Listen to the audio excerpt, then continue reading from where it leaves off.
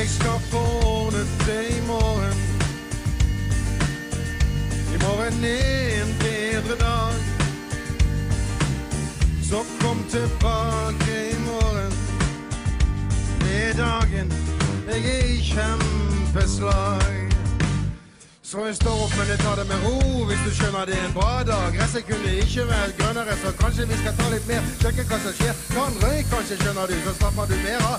Kvalitetstider har du meg, og så damen litt vin. Og så glemmer vi jo nesten alt sammen. Vi har et bedre liv i vente, det må ikke du glemme. Vi tenker sammen og får nesten alt til å stemme.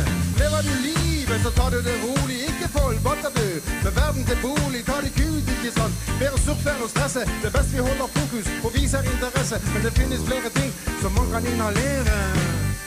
Jeg sier ikke mer. Jeg skal få ordnet det i morgen.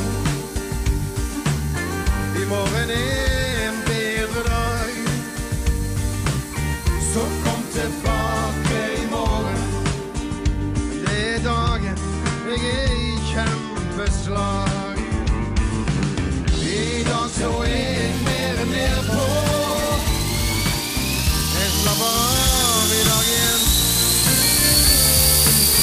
Jeg ligger passelig og ser på verden med Vivian, min venn.